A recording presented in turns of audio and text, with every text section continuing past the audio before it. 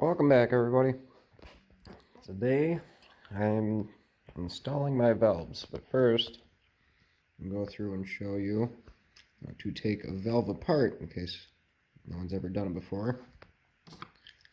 As you can see in there, got the flat washer. Behind that there's a spring. We've got these two metal tabs. So the metal tabs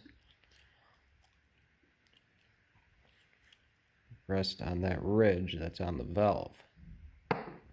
Now to get them out, you usually use a spring valve compressor there. It smushes them down, and then you can use a little magnet and fish them out. Just set it up and show you how to do it real quick. Alright, now that I have it on, and this tool I bought works better on different engines. This style, the valve kind of is recessed into the head, so I had to use this steel spacer that I had.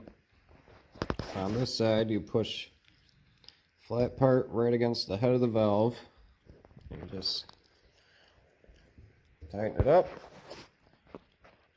And there, you can see that they fell. That's when you can just take a magnet and pull them right out.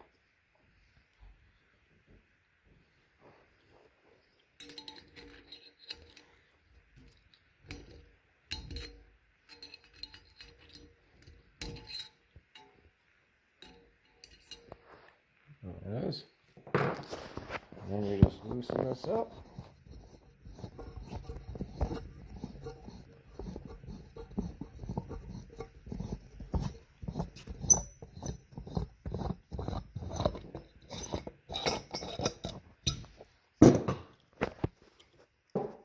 Right off.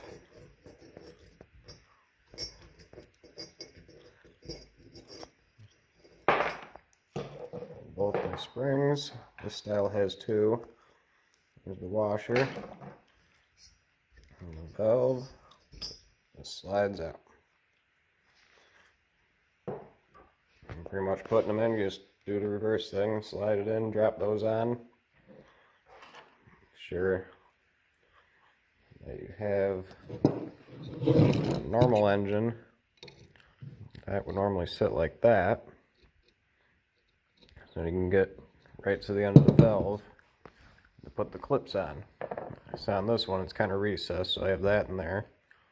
And it gives me enough room to drop the little clips in and get them on.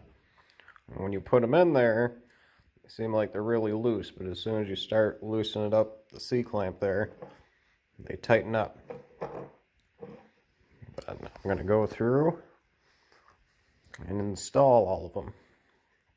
Usually I use this on the valves. That way when you first start it up, there isn't much oil in the top. So it's always good to have something on them when you first start the engine. That way it isn't starting dry. But we'll go through and install these and then double check and make sure they're all seated good.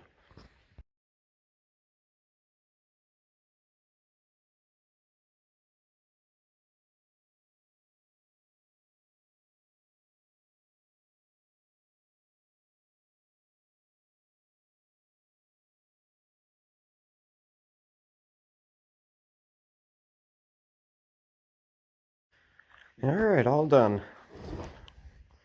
My valves are in. Looks seated good. There's one thing I do mention everybody. It's always a good idea to smack these after you install them. Remember, these are going to be getting pretty beat up and moving a lot once the rockers start hitting. I want to make sure those little lock clips are good and secured in there. I've never seen one fly apart from that, but it's always good to double check. Cause some serious damage if one of those fly out. And I think that's about it for the head. And we could actually start reassembling.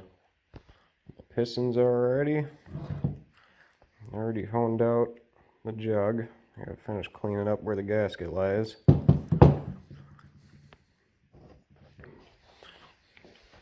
And my engine's all set.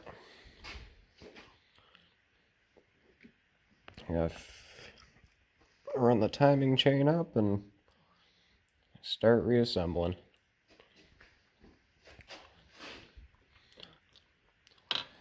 There is one neat feature about this engine. Not a few other Honda ones, but the bars actually run parallel on this motor. So the pistons move up and down at the exact same time.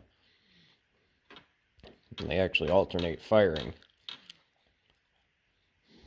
It has a massive counterweight on the crankshaft, so it doesn't actually vibrate that much. I know a few of the bigger Honda Dreams have the same design. First motor I've actually seen the setup on. But how long now? I'll get it back together, take it for a ride. Got all my side covers painted and stuff. Let them cure. Do clear coat on them tomorrow. And everything should be ready. That's it for tonight. Have any questions or comments? Feel free to ask. Have a good night.